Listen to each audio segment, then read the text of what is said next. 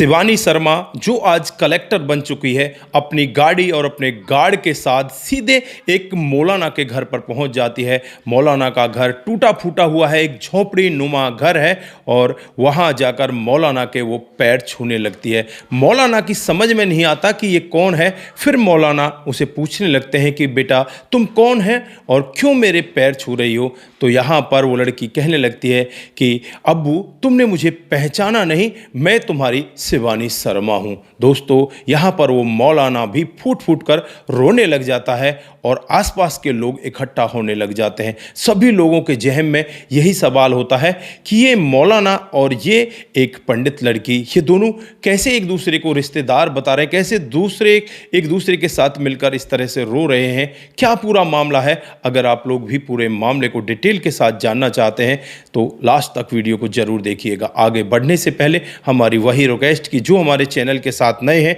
कृपया करके चैनल को फॉलो कर लें, बेल आइकन को जरूर प्रेस करें। नमस्कार, जय हिंद। आप देख रहे हैं APH न्यूज़ राहुल रावत के साथ। आज की जो हकीकत की घटना आप लोगों को बताने जा रहा हूं, ये बिहार के एक छोटे से गांव की हकीकत की घटना है। यहाँ पर रामकिशन शर्मा नाम का एक व्यक्ति, जिसकी पत्नी का नाम होता है पार्वती शर्मा, दोनों बड़े खुश होते हैं और काफ़ी दिन इनकी शादी को हो जाते हैं। इधर उधर ये बाबाओं के पास भी जाते हैं लेकिन यहाँ पर इन्हें कोई संतान नहीं होती। फिर एक दिन ये शिव मंदिर में जाते हैं और वहाँ जाने के बाद भगवान भोलेनाथ का प्रसाद ग्रहण करते हैं और उसके 6 दिन के बाद ही पार्वती को पता चलता है कि उसके पेट में दर्द है। फिर वो चेकअप कराती है तो पता चलता है कि वो तो 1.25 महीने की गर्भवती है। दोस्तों अब यहाँ पर जो पति है बहुत ज़्यादा खुश होता है और खुश होने के बाद मिठाई बांटने लगता है। इधर उधर खुशी का ठिकाना नहीं रहता और फिर यहाँ पर डिलीवरी का समय आ जाता है और जब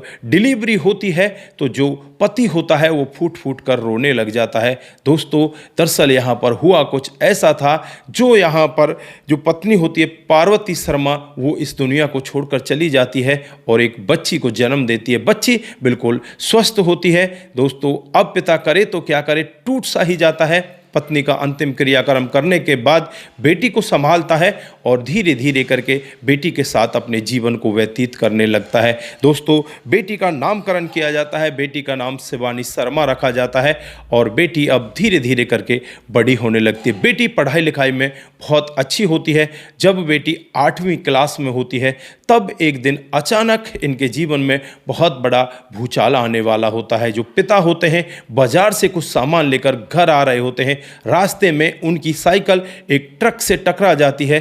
ट्रक की टक्कर इतनी भयानक होती है कि यहाँ पर जो पिता होते हैं वो इस दुनिया को छोड़कर चले जाते हैं। दोस्तों अब शिवानी शर्मा का इस परिवार में कोई नहीं होता, उसकी एक भुआ होती है। भुआ यहाँ पर आती है और सभी से यही कहती है कि शिवानी को मैं अपने साथ लेकर जाऊंगी। दोस्तों शिवानी को अपने साथ तो लेकर जाती है लेकिन शिवानी के पिता की जो पुश्तैनी ज़मीन होती है उसे भी बेच जाती है और बेचकर शिवानी को अपने साथ रखने लगती है। 8वीं से वो 9वीं क्लास में आती है और 9वीं से जब 10वीं क्लास में आती है तो यहाँ पर जो इसकी भुआ होती है वो बार बार इसे ताने मारने लगती, कामकाज इससे ज़्यादा कराया करती। खुद की इसकी भी एक बेटी होती है, उससे तो काम कराती नहीं, शिवानी से लगातार काम कराती है। फिर भी शिवानी यहाँ पर इतनी ज़्यादा मेहनत करती है, मेहनत करके पूरे ज़िले में वो टॉप कर देती है। दोस्तों पूरे गांव में हल्ला होता है कि जिस लड़की के माता पिता भी नहीं हैं फिर भी इतनी मेहनती है, उसने पूरे ज़िले को टॉप कर दिया। लेकिन ये सब बातें भुआ को अच्छी नहीं लगती क्योंकि उसकी जो बेटी होती है वो बस 2nd डिवीज़न से पास होती है। अब वो चाहती है कि इसको बैठा लिया जाए, इसको पढ़ाया ना जाए और इसकी अब कुछ दिन के बाद शादी कर देनी है। दोस्तों यहाँ पर भुआ उस लड़की से कहती है शिवानी से कि तुम्हें पढ़ने लिखने की ज़रूरत नहीं है, तुम घर पर बैठो और घर का कामकाज सीखो, उसके बाद तुम्हारी हम शादी कर देंगे। लेकिन शिवानी के मन ही मन में कुछ और चल रहा था। उसे लगता था कि उसे पढ़ाई करनी है। इस सब के लिए वो ऐसे ही आइडियाज़ खोजती रहती और एक दिन ऐसा मौका उसे मिल जाता है जब उसकी बुआ, फूफा, उसकी बहन, सब के सब लोग एक शादी समारोह में गए होते हैं। वो घर पर अकेली होती है। घर पर वो अपना बैग पैक करती है और बैग पैक करने के बाद वहाँ से वो सीधे निकल पड़ती है और एक रेलवे स्टेशन पर पहुँच जाती है। वहाँ से जो सबसे पहली ट्रेन आती है उस ट्रेन में बैठ जाती है। उसे नहीं पता होता कि उसे जाना कहाँ है। दोस्तों जैसे ही वो ट्रेन में बैठती है तो तो सामने उसके एक लड़का खड़ा होता है। वो लड़का उसे घूर रहा होता है। लड़की अपने बैग को समेटती है और वो सोचने लगती है कि शायद ये कोई चोर उचक्का है, तेरे बैग को लेकर भागेगा। लेकिन वो लड़का अपने एक और साथियों के फ़ोन करता है और उन साथियों को अगले स्टेशन पर बुला लेता है। वो साथी भी यहाँ पर इस लड़की की तरफ ही देखने लगते हैं। तो ये लड़की अपने आप में घबराने लगती है। इसे लगने लगता है कि शायद अब यहाँ से बचकर भागना चाहिए, नहीं तो ये लोग तेरे साथ कुछ गलत कर सकते हैं। दोस्तों, जैसे ही ट्रेन स्टेशन पर रुकती है, उस स्टेशन पर वो लड़की उतर जाती है और तेज़ी तेज़ी के साथ आगे भागने लगती है। ये 4-5 लड़के उस लड़की का पीछा करते रहते हैं, उस लड़की के पीछे पीछे चलते रहते हैं, लेकिन लड़की निरंतर आगे भाग रही होती है। और फिर भागकर सामने देखती है एक मस्जिद है जिसका दरवाज़ा खुला हुआ है। उस मस्जिद के अंदर जाती है। वहाँ पर एक मौलवी होता है, उम्र यही करीब 55 साल के करीब होती है। उस मौलवी को देखकर कहने लगती है कि बाबा मुझे बचा लो, मेरे पीछे 4-5 गुंडे लगे हुए हैं। बाबा बाहर निकलता है और बाहर जाकर इन लड़कों को धमकाने लगता है। इन लड़कों को भी समझ में आ जाता है कि मस्जिद है, दरवाज़ा खुल रहा है, शायद इसके अंदर और भी लोग बाग होंगे, अगर 3-5 करने की कोशिश की तो तुम्हारी पिटाई हो जाएगी। वहाँ से वो लड़के वापस चले जाते हैं और ये मौलवी जब अंदर आकर उस बेटी को पूछने लगता है, बेटी तू कहाँ से आई है, तेरा घर कहाँ है, तुझे जाना कहाँ है, तो वो कहने लगती है कि बाबा मुझे पता ही नहीं मुझे जाना कहाँ है। हालांकि मैं आगे पढ़ना चाहती हूँ, मेरे जीवन में बहुत सारी कठिनाई आई। वो सारी बातें बताती है, किस तरह से माँ चली गई, किस तरह से पिता चले गए, उसके बाद भुआ के वहाँ रही, भुआ भी उसके साथ सौतेला व्यवहार करती है। अब यहाँ पर जो मौलवी हैं वो कहने लगते हैं कि बेटा मेरे घर में कोई नहीं है, मेरा घर बिल्कुल सूना पड़ा हुआ है, अगर तू चाहे तो वहाँ पर रह सकती है और वहीं पर तू रहेगी और वहीं से तेरा कामकाज चलता रहेगा, तेरी पढ़ाई भी मैं यहीं से करवा दूंगा। दोस्तों, मौलवी की ऐसी बातों को सुनकर उसे लगता है कि एक सहारा तुझे मिल गया है। अब वो मौलवी के घर पर रहने लगती है, सुबह शाम खाना बनाती, झाड़ू पोछा सब काम करती और वहीं के सरकारी स्कूल में 11वीं में उसे एडमिशन दिला दिया जाता है। दोस्तों, 11वीं में वो एडमिशन ले लेती है, 11वीं की पढ़ाई बड़े अच्छे अंकों से पास कर लेती है, फिर +2 की पढ़ाई भी अच्छे अंकों से पास कर लेती है। अब ये लड़की कहने लगती है कि बाबा मुझे यहाँ से अब जाना होगा, मुझे शहर जाकर पढ़ाई करनी होगी क्योंकि यहाँ पर अब मेरी पढ़ाई नहीं हो पाएगी। मौलवी भी कहता है कि बेटा कोई बात नहीं, तू अब यहाँ से आराम से जा, जितना मुझसे हो सकेगा मैं तेरे लिए पैसे भिजवाता रहूँगा। अब ये मौलवी के पैर छूकर वहाँ से निकलने लगती है और जैसे ही ये शहर में पहुँचती है तो शहर की हवा बहुत ही अलग होती है। ये इधर उधर जाती लेकिन हर जगह यहाँ पर इसे गलत ही निगाहों से देखा जाता। फिर ये एक होटल में पहुँच जाती है और जो होटल का मालिक होता है उसका नाम परशुराम होता है। परशुराम जी से कहती है कि साहब मुझे काम चाहिए, मैं काम करना चाहती हूँ। परशुराम इस लड़की की ऐसी हालत को देखकर उसे अपने पास बिठाते हैं, पानी पिलाते हैं, पूछने लग जाते हैं कि बेटा तेरे जीवन में हुआ क्या है, तू ऐसे क्यों भटक रही है। तो वो पूरी कहानी डिटेल से बताती है। परशुराम जी को भी यहाँ इसके ऊपर दया आती है और वो यहाँ इस लड़की के लिए एक अपने घर में ही क्वार्टर दे देते हैं और कहते हैं कि तू यहाँ रहकर पढ़ाई करने लग। फिर उसके बाद ये ग्रेजुएशन करती है, 3 सालों तक वहीं रहती है, उस होटल पर कामकाज किया करती और यहाँ इसकी पढ़ाई आगे चलने लगती है। परशुराम जी उससे कहते हैं कि बेटा तुझे काम करने की ज़रूरत ही नहीं है, तू बस अपनी पढ़ाई करती चली जा। क्योंकि परशुराम जी की भी एक जवान बेटी होती है और वो जवान बेटी किसी कारणवश इस घर को छोड़कर चली जाती है, वापस कभी इनके घर नहीं आती। दोस्तों, अब परशुराम जी अपनी बेटी की तरह से प्यार करने लगते हैं और ये बेटी कहने लगती है कि मैं बाबूजी अब दिल्ली जाना चाहती हूँ, मुझे दिल्ली में जाकर पढ़ाई करनी है। परशुराम जी कहते हैं कि बेटा चल, मैं तेरे लिए वहाँ जाकर हॉस्टल देख लेता हूँ। खुद परशुराम जी इसके साथ जाते हैं, इस लड़की के लिए हॉस्टल देख लेते हैं और उस हॉस्टल में इस लड़की की पढ़ाई चलने लगती है। धीरे धीरे समय बीतता रहता है, समय के हिसाब से ही ये लड़की बहुत अच्छे से पढ़ाई करने लगती है और 3 साल बाद पता चलता है कि ये लड़की कलेक्टर बन चुकी है। और जब पहली बार ये परशुराम जी को फ़ोन करती है, उनको बताती है कि पापा जी मैं कलेक्टर बन चुकी हूँ।